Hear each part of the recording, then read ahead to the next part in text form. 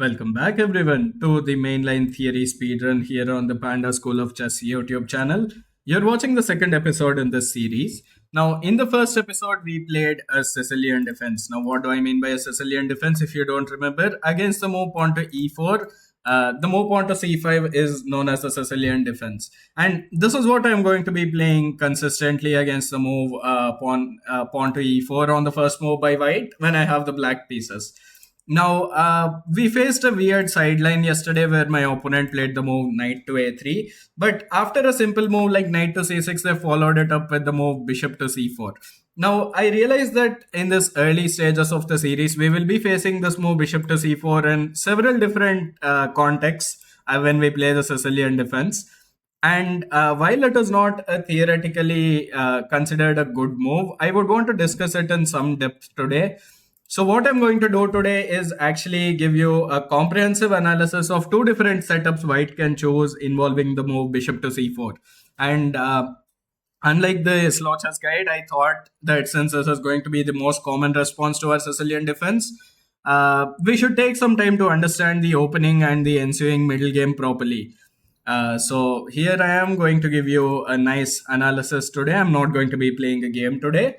But I think this will be helpful in the long run. So I'll now move away from the board so we can start our analysis. Enjoy the video, you all.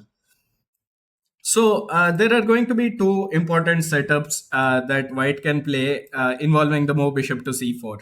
Now, before I introduce the setups, I must remind you guys that against the move knight to f3, which is the main line, I'm going to be playing the d6 Sicilian. And in response to d4, which is called the open Sicilian, I'm going to play knight f6, and after knight c3 protecting the pawn, play this move pawn to a6. Now, this is known as the Najdorf variation of the Sicilian defense.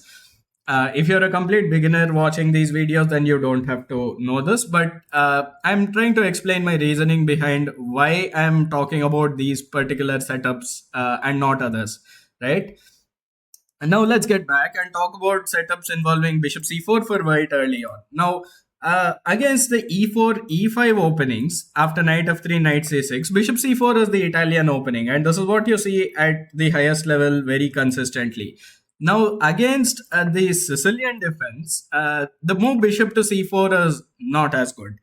Now, bishop to c4 is not as good because in this particular variation, we can actually blunt the effect of the bishop with the move pawn to e6. So it can no longer look at the f7 square. If I just click to the e4, e5 position, then the bishop has direct line of sight to the f7 square. And that is important in several lines in the Italian opening.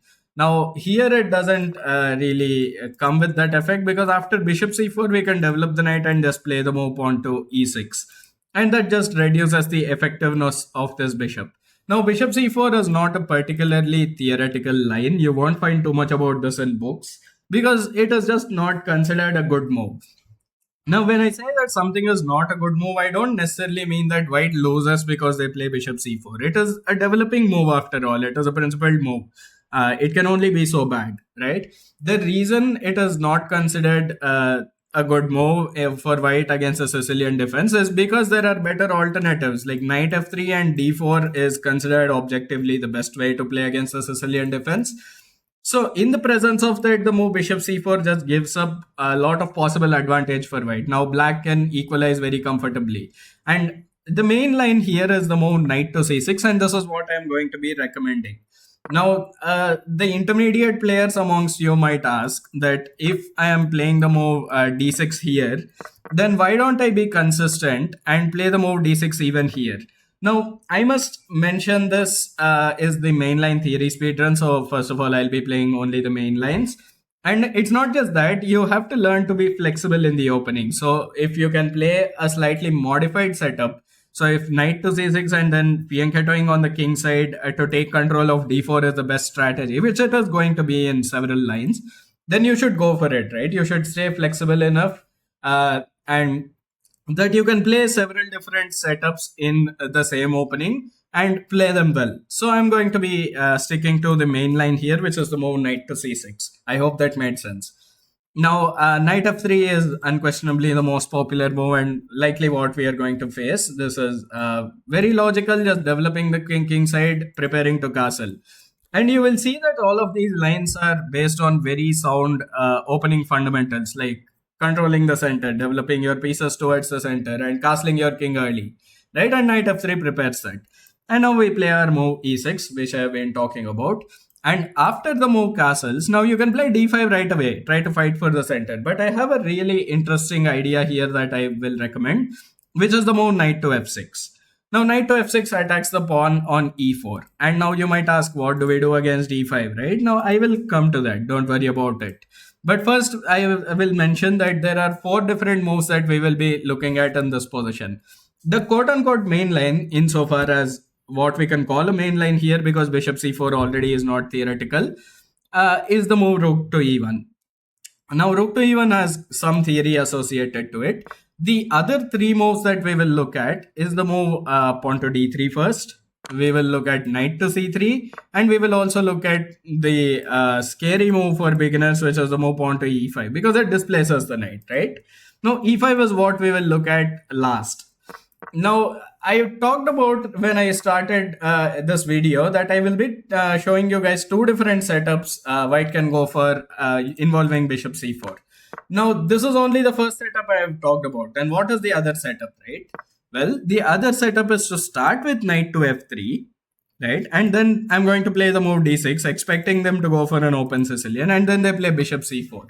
This is known as the Yudasin variation, and it is slightly better than bishop c4 first, because now we have played the move d6, right? And instead of a developing move and then playing e6, we have to play e6 with d6. So I'm one move further behind in development. In this position, knight f6 is the main line. We will talk about that in the second part of this video.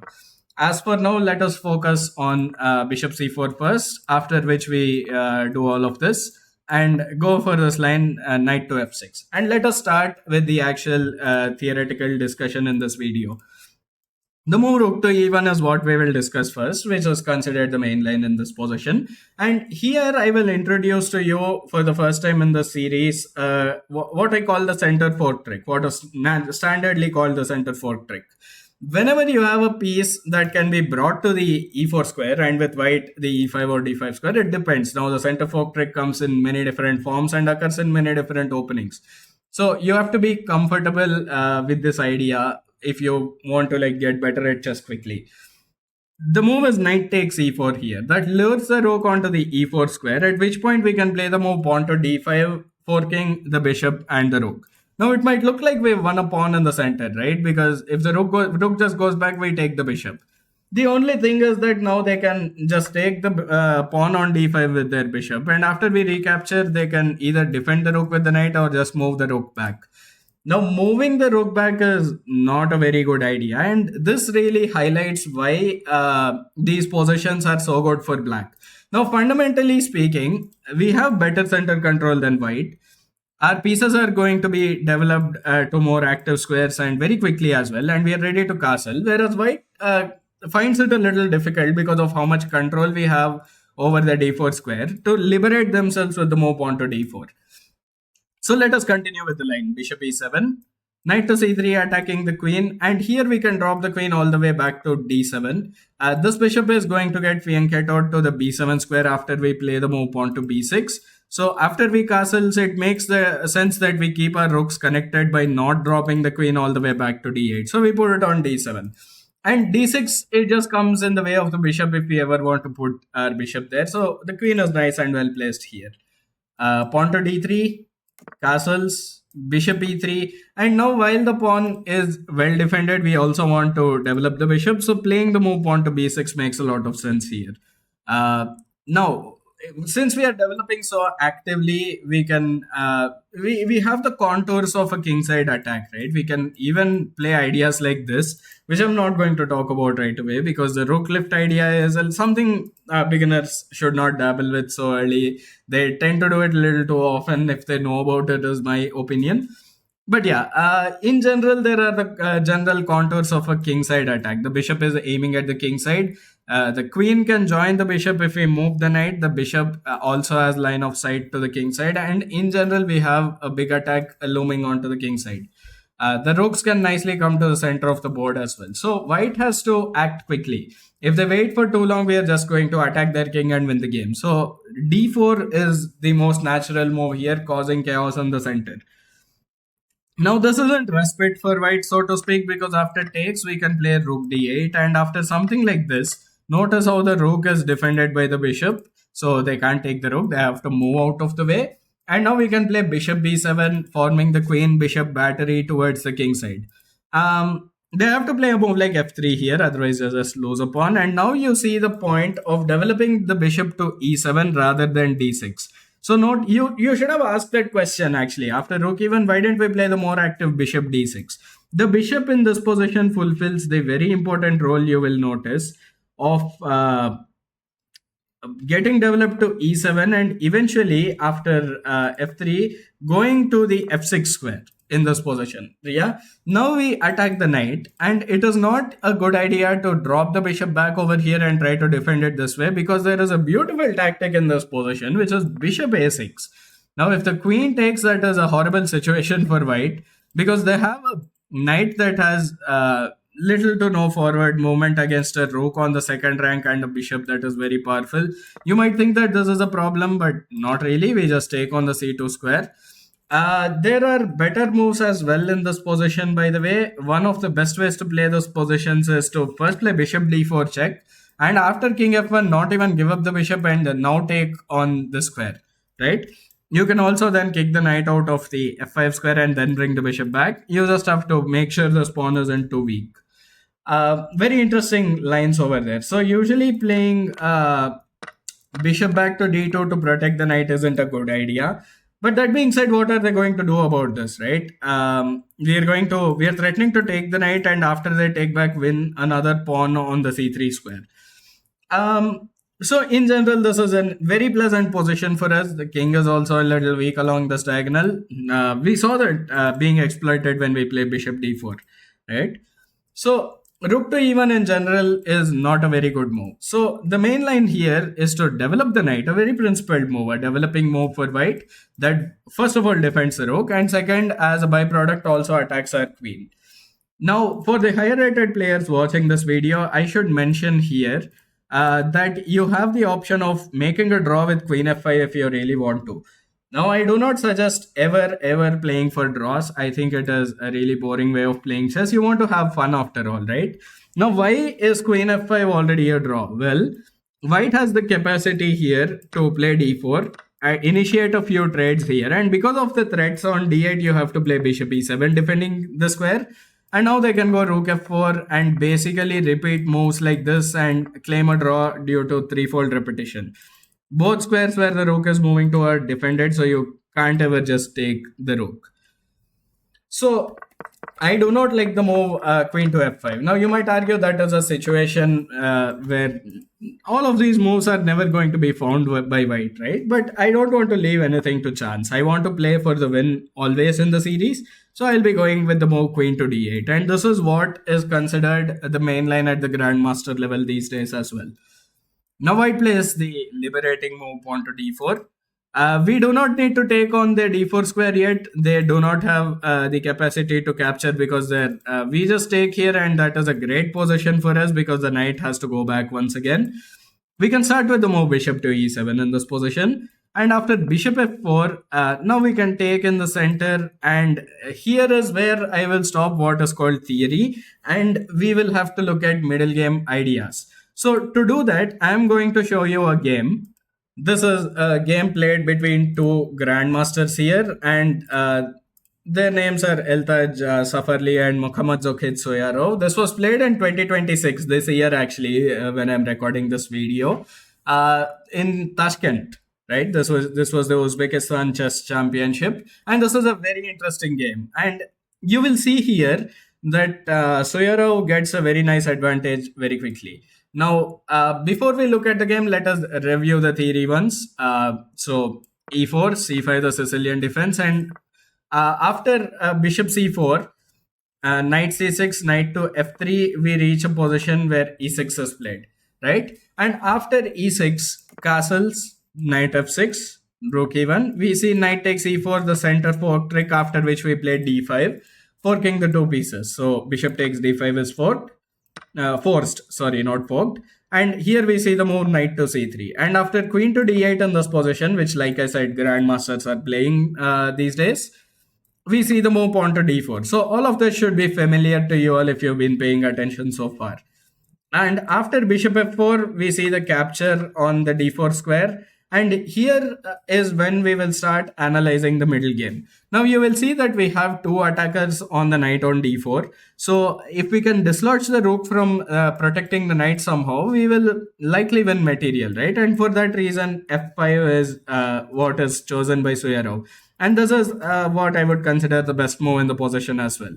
Now, if the rook moves back, we will just capture the knight and then we are going to be up a full piece. So already this is a situation where white has to give up an exchange in the position. Because after queen takes d1 in this position, rook takes d1, you don't need to take the knight. We can play the move f takes e4, and while pawn structure in the center is damaged, we have a rook for a knight. After knight takes e7, king takes e7, we see a situation where the king is chased around for a little bit. Bishop e5 is the main line. You're not going to see players playing bishop e5. Likely knight takes e4 is what you will see very often. But knight takes e4 already just gives you a great advantage after rook d8. Right? So these lines are very sensitive. Let us look at how the grandmasters played the game. After bishop e5 by Safarli, we see the move pawn to b6, trying to develop the bishop. And after knight takes e4, he just decides to move the rook out of the way, just in case he doesn't want anything to do with anything like this, right? Because the rook might be hanging in some situations, and there is some pressure on g7. Maybe he also wants to move the pawn up the board to attack the white king. Who knows? Even in the endgame, there are attacking possibilities. Bishop d3 played, rook d3 played, king e7 in this position. And now we see bishop here, king f7, and a little bit of a repetition here. But after some repetition, white decides to play the move h4, trying to target the black pieces. Now black develops. Now you don't have to repeat all of that. We are just looking at how to play this endgame. This is a very comfortable endgame actually, if you think about it, because we have an extra exchange and there are plenty of open files to make use of the rooks. After bishop b7, we see a situation where there's a little more repetition. Now notice how he didn't go here, because now the knight is well anchored in, and knight g5 check winning the pawn on h7 is a little bit of a problem. So king e8, the knight goes here, and bishop to d5 is played in this position.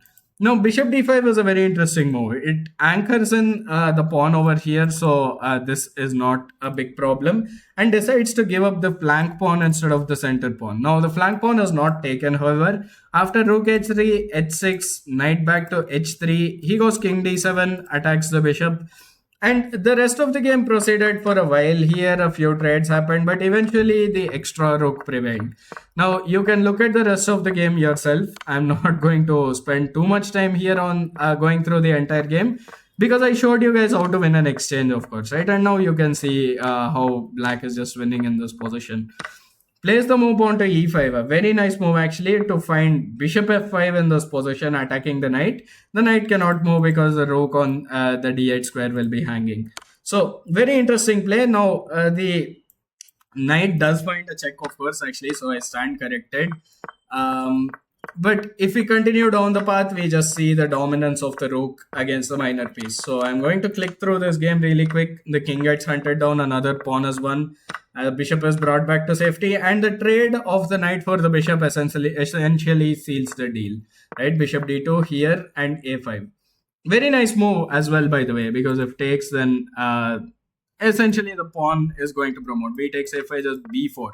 You cannot take, because now this is just a lost endgame. The rook can easily beat these two pawns. In fact, the king will just take care of this pawn.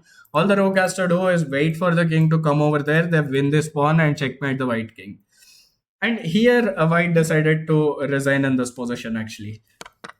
Very interesting game.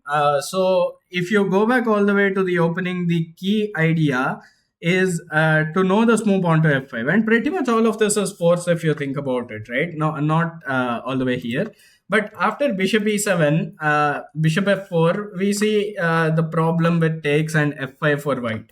They just lose an exchange in this position, and the ensuing endgame is really good for us. So now what we are going to do is go back, right? And we'll notice that we only ever talked in this position. So maybe I'll just go from the start, right? After c5, bishop c4, knight to c6 in this position. Knight f3 is what we looked at, e6, castles, and after knight to f6, we only looked at rook e1, right? Now there are three other moves that I mentioned already: d3, knight to c3, and the principled move, quote unquote principled move, pawn to e5. Now what about those? Well, let's look at all of those now.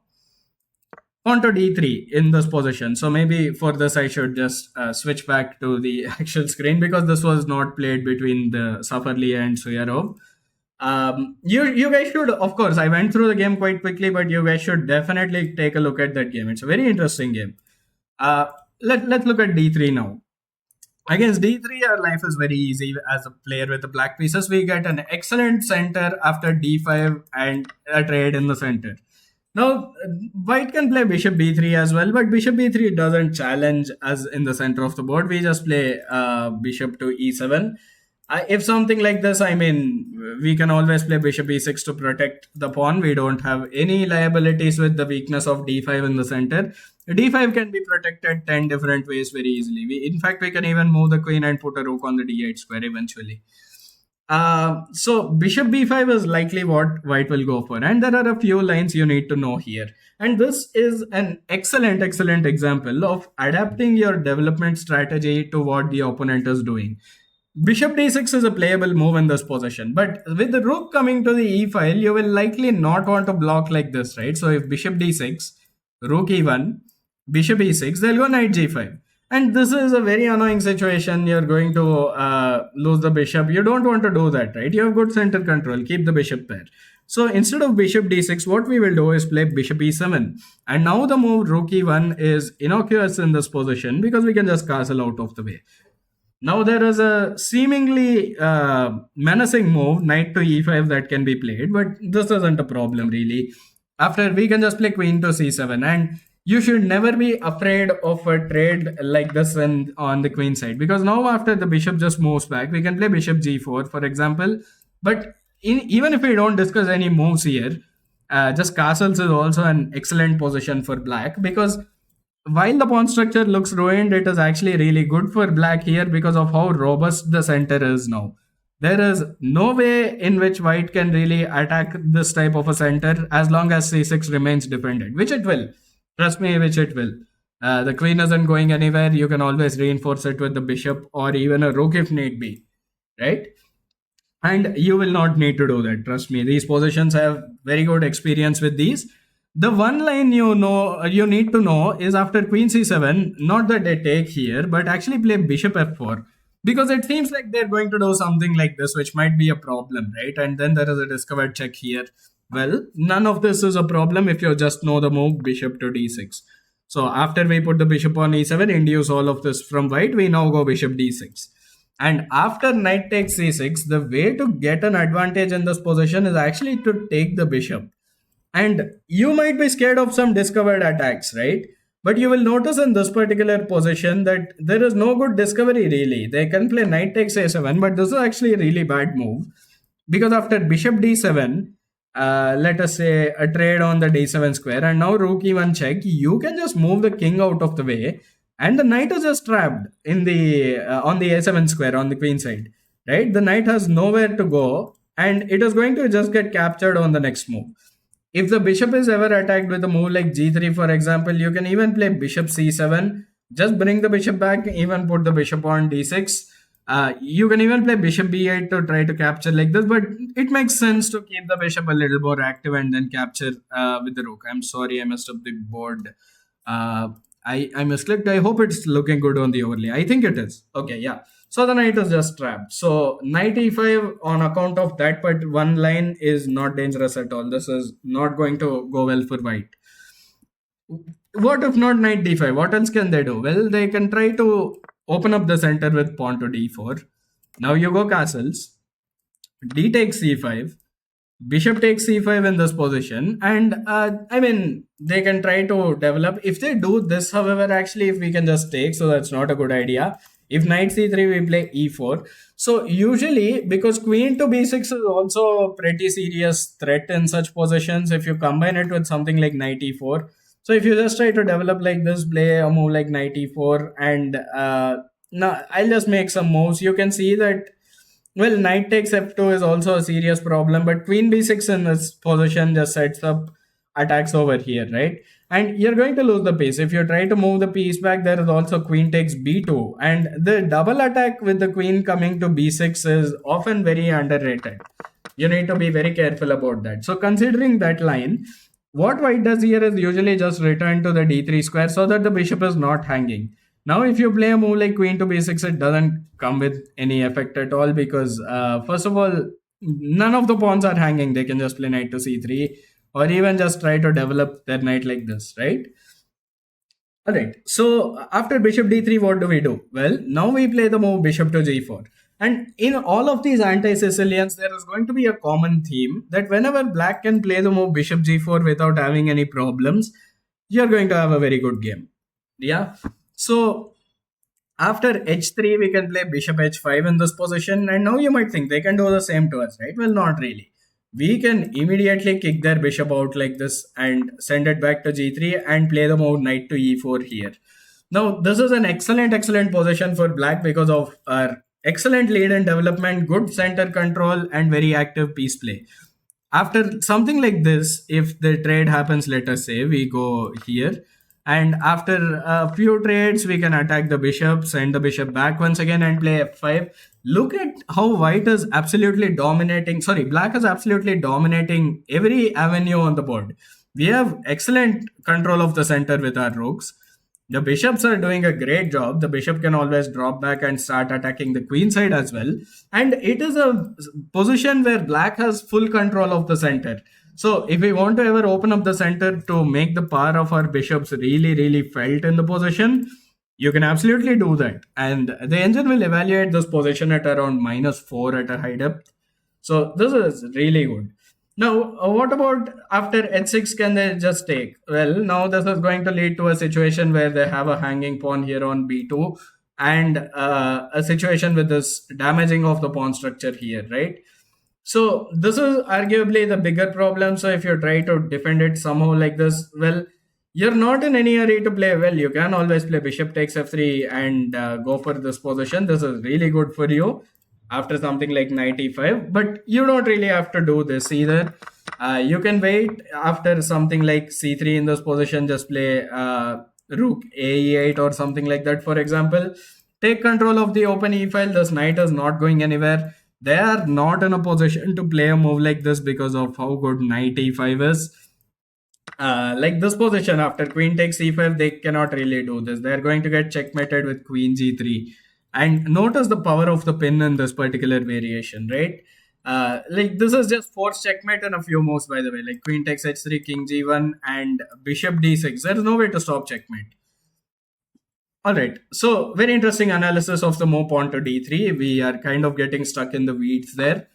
So let us look at the third move, knight to c3. Now what happens on knight to c3? You guys have already seen the center fork trick with the rook on e1, and this is an even better version of the center fork trick. You take on the e4 square and play the move pawn to d5.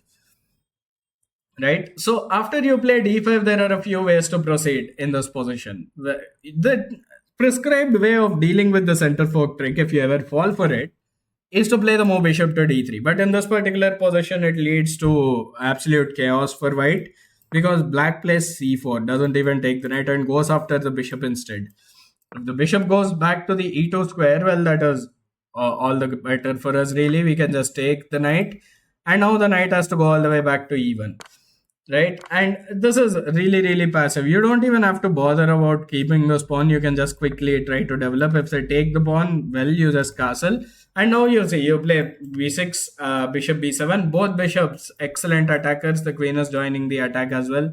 The knight can join the attack very quickly. And I can draw a lot of scary arrows in this position, which is always a bad situation for the opponent.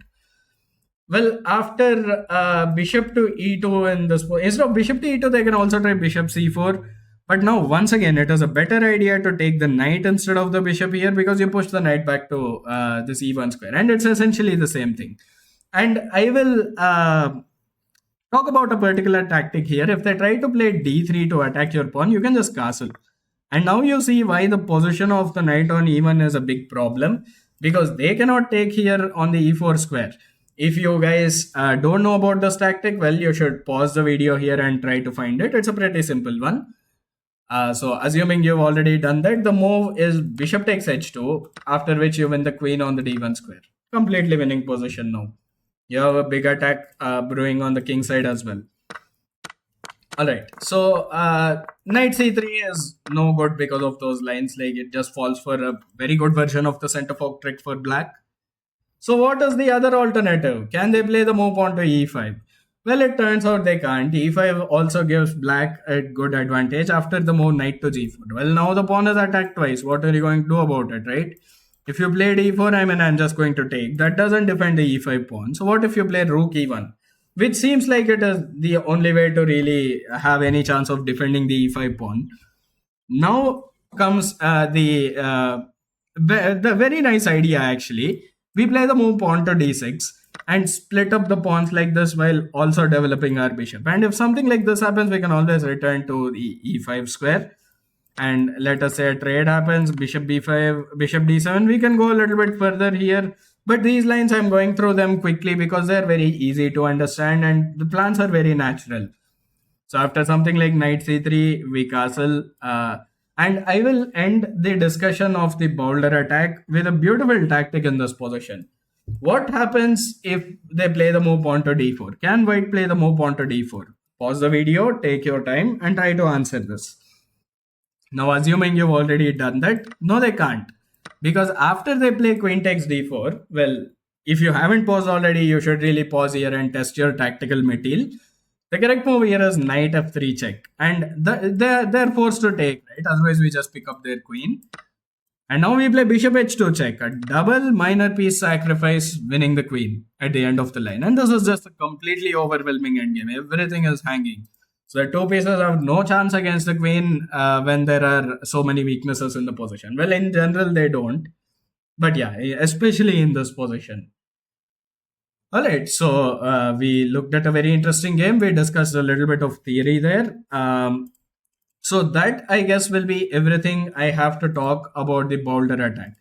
Now I will spend a good amount of time in this session also talking about the Yudasin variation. Now, if you forgot what I just said at the start of the video, the Yudasin variation is characterized by playing the move knight to f3 first, and only after black plays d6 do they play bishop c4.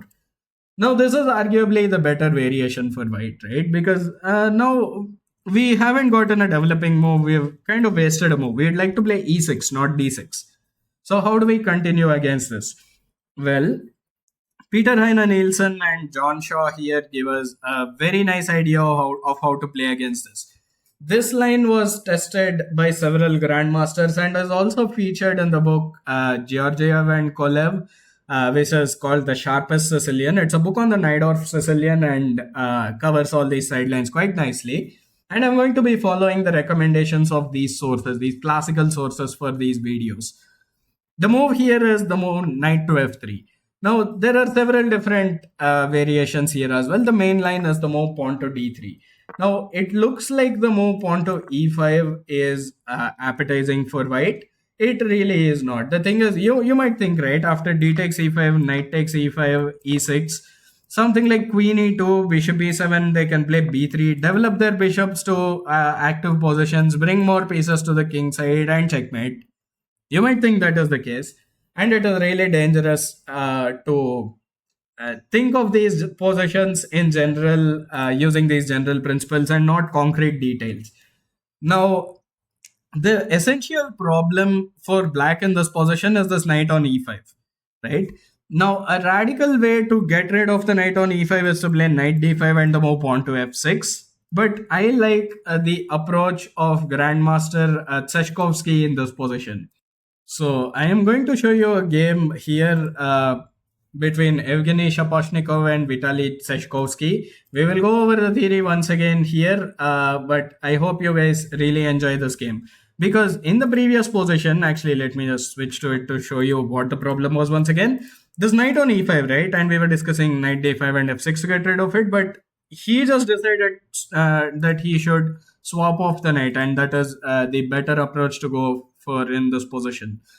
So the theory e4, c5, knight f3, d6, all of this was played in the game as well. After this, we see the move pawn to e5, and I really don't like this for white, but in some games we do see it. This particular move, queen e2, followed by the fianchetto, and perhaps d4, the knight coming into f3 is very popular if this line does happen in a strong player's game. So I thought I should show you this. Now after b3, what Seshkovsky does is he just trades off the knight. He just swaps it off. After bishop to b2, he just plays knight b d7 and gets rid of the knight on the e5 square, which is the problematic knight. Now f4 is played by his opponent to try and keep the knight here, but now he plays knight d5, and after white castles, he just gets rid of it and brings a pawn instead of the knight onto the e5 square. So the pawn is, of course, a much less oppressive occupier of the e5 square as compared to the knight sitting there. And here we see a very nice and enterprising play by Tseshkovsky. Very energetic play. He goes knight to b4, attacking the c2 pawn. Knight to a3 is played. And here a flurry of tactics. Now Tseshkovsky is the knight off player, so he plays the move pawn to a6, a typical knight off move. And after c3, he finds the move pawn to b5. Now, I'm going through these games pretty quickly because, again, I want to show you a bunch of games and I don't want the video to be too long. There are a lot of tactics going on here, but the general idea in this position is to play aggressively and actively. Try to swap off the bishop for the knight if you can, which is not what happened in the game immediately. He first takes here, actually, takes a pawn because now both the pieces are hanging. Good calculation, and after the move a takes b5 in this position, we see that the material count is equal, but black has very good attacking chances on the queen side. The d2 pawn is also weak. All the pawns in white's position are kind of fixed, so we just go for it. And after bishop takes b5, white is up a pawn, but black has a good initiative after bishop c5. King h1, and he goes bishop d4, swaps off white's only active piece, and that kind of has to be done because otherwise we just go and pick up the pawn. And you will see here, after the queen gets into the center of the board, how he plays it. He first plays the move rook to a5, beautiful little move trying to attack this guy. And after rook f1, now goes bishop to b7, and after d3 goes rook f a8. Now you see how active this bishop is, and while white has the pawn advantage, it's not really felt. It's this pawn on d3 which isn't doing anything. Black has full pressure on the a file. Black has pressure down the center of the board. Black has the active bishop, whereas white doesn't have any of those. Right? So this is really a very good position for black despite being down a pawn. h3, h5 was played in the game, and after rook f1, now rook f1 is something you will have to understand because first of all, queen e3 cannot really be played because, first of all, queen b2, or you can even take here and then play rook takes a2, which is just losing for white. So after h5, he chooses the move rook to f1 in this position. White is suffocated here. They're lacking moves. There are no moves that white can make that are good. So now after this, the task becomes easy. He plays rook takes e5. Queen f2 played. He doesn't want to trade queens. Goes queen d7. Queen f4, the rook goes and infiltrates the second rank. And after rook f2, rook takes f2 in this position, queen takes f2. We see once again the other rook replacing this rook on the a5 square to swing over to the king side. Right? And you can see the contours once again of a strong king side attack with the queen joining in through one of these squares. Right? Alright, d4 is seen in the game. Rook to g5. Yeah, now there is very serious pressure on this pawn. Rook to g1 was played and queen to d6. And from here on out, I'm going to just click through the game a little quickly because this was a little bit of a positional grind, but black was always having a very comfortable position. Extra pawn going for all these pawns over here. Plays queen e4, doesn't give up the b4 pawn. There are a few moves that attack a bunch of stuff, but at the end, after something like rook d3, Yeah, king h1, queen d4 in this position, and a few moves later, white just resigned. King h2, queen d4. He realized that there is no way to really protect these queenside pawns, and black is just going to win because of the extra pawn. And the king is also weak, by the way, so that is also a factor to consider. So once again, a very interesting game, very well played by Black over there.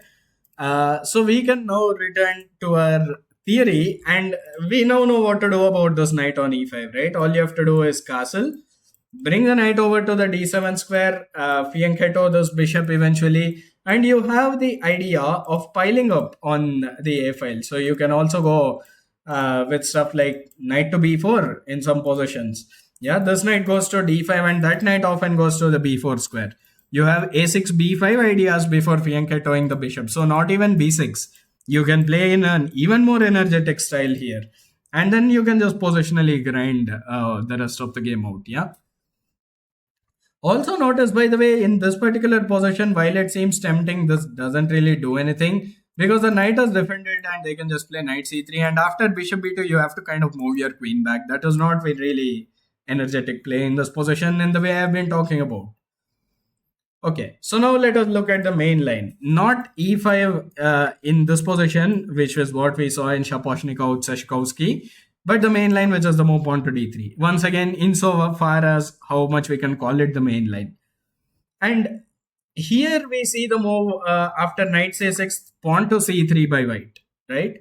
And the idea should be clear. They want to play the move pawn to d4. And has this represented the failure of black strategy? Because white is going to get a big pawn center here. But you guys should realize that a big center also comes with big responsibility of maintaining that center.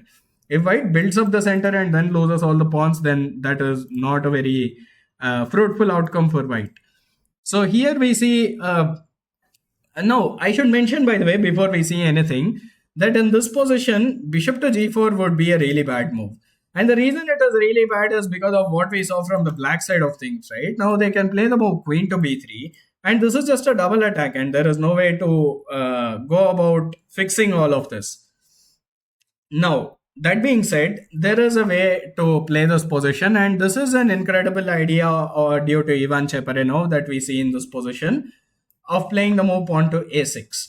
Now, before we talk about a6, I should also mention that instead of c3, a frequently played move is bishop b3 here. But bishop b3 here is not a scary move to face at all because we get the move bishop g4. As you will see in the game Evgeny Nair against Zahar Efemenko, which was played in Sochi, so the Russian championships in 2006. And you will see in this game, well, we can, I guess, not, this is a Shaposhnikov Cheshkovsky game. So Nair Efemenko, right? We can click through the theory once again. c5, bishop c4, knight to f6. And yeah, bishop b3, we get the move bishop to g4. And like I've said, if you get the bishop g4 move in with black against these anti-Sicilians, you're going to have a very good position. After c3, e6 is played in this game. Both sides develop their pieces. And here you see a situation where white has to kind of overextend on the king side.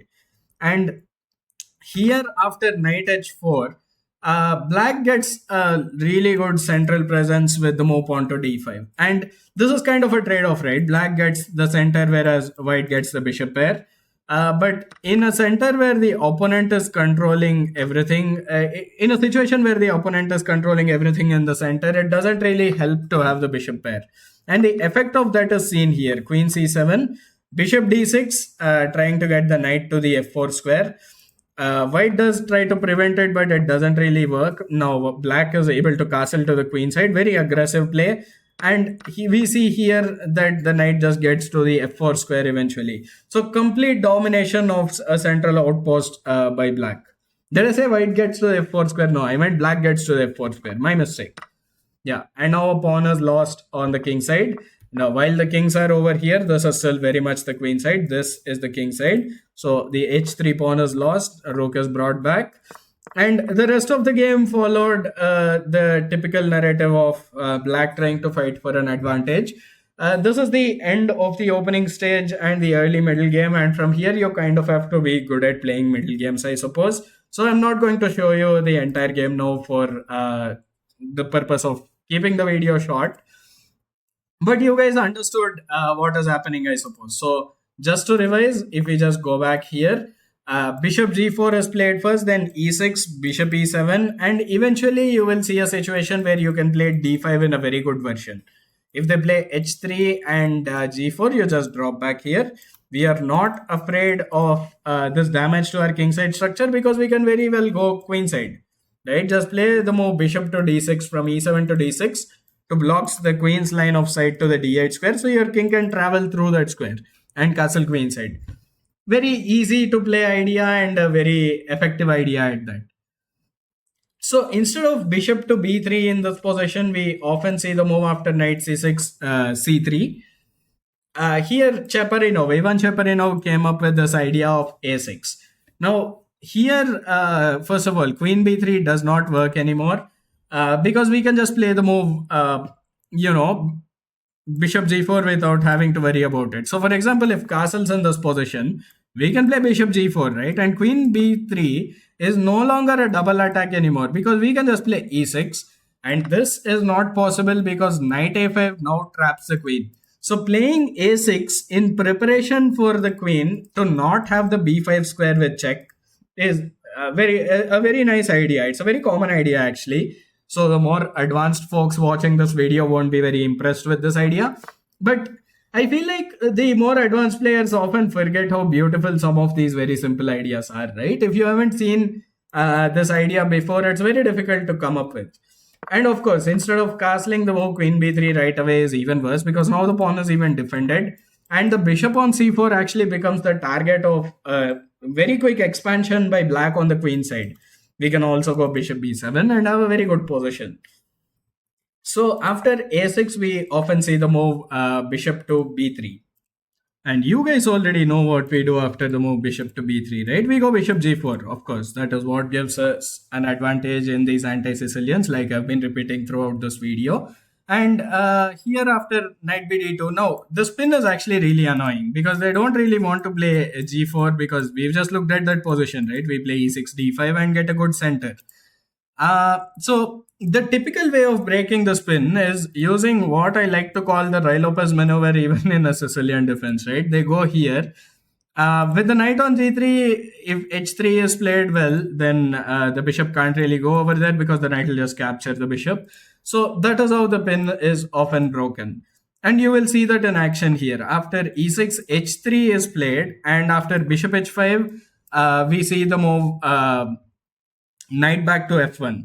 Now, I have to mention in this position that there is the game Mikhail Kobalia against Ante Berkic, if I remember correctly. Yeah, that is the game. I can pull up the game actually. Yeah, so here in the game, let us get to that position.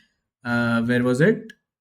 Yeah, after this move, where is that exactly? I'm trying to figure out where that is. Yeah, here it is. So after bishop h5, we just saw the move knight to f1, right? Well, that is the main line which happened in Cheparinov's game, and I'm going to show you a full game with the move knight f1.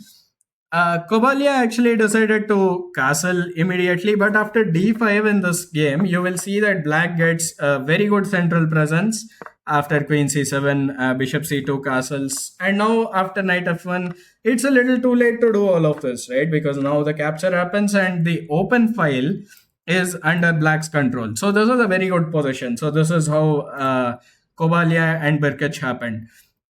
Now,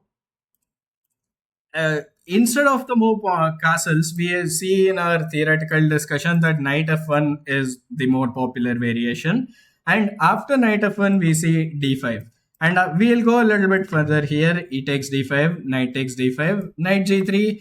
We can go take the knight as well, but we will stick in this series to the general strategy of not giving up the pair of bishops unless we have to. So bishop g6 is what we are going to be playing. And after castles, bishop e7, I will show you guys another game here, which was once again played between two grandmasters, Marc Pascal and Stotek Giri. So in this particular position, maybe I'll just pull up the game itself as a PGN file. Yeah, there we go. and show it to you from the black piece perspective here. We see all of the theory here, and after knight f1, the trade in the center, bishop g6, we see the move castles. And black once again has a very comfortable position. There is the weakness of the pawn on d3, so the white player puts the rook on the d1 square to protect that. Queen c7, the rook comes to the center of the board. There is no threat really to any of these captures, so black does not respond to them and takes the knight on c6. Now queen takes a6, rook takes d4 and h6. So a little bit of luft prepared, not allowing anything to come to the g5 square either. Not that that is necessarily a problem right away, but for the future. Queen to f3 played, bishop to c5, and you can see how black is just dominating in this position, right? We enter an endgame. The trade of rooks is clearly unfavorable for white because the only open file is then fully under black's control. And we can see in this game how black decides to play this position, rook d7, and just doubling on the d file. And complete control. Now notice this does not actually win a rook because the bishop is and the rook are both defending the d1 square. But yeah, we go bishop d3 first. G5 pushing the bishop back, trades bishops, and now goes knight a5. And this is excellent. Now we are going to get a bishop against a knight position where the bishop is beautifully placed and the knight doesn't have any movement because the bishop is controlling all the squares of the knight. So bishop moves back actually, so trade goes knight c4. So I guess not a bishop versus knight position. And eventually what is going to happen here is the pieces of white are just going to get completely dominated.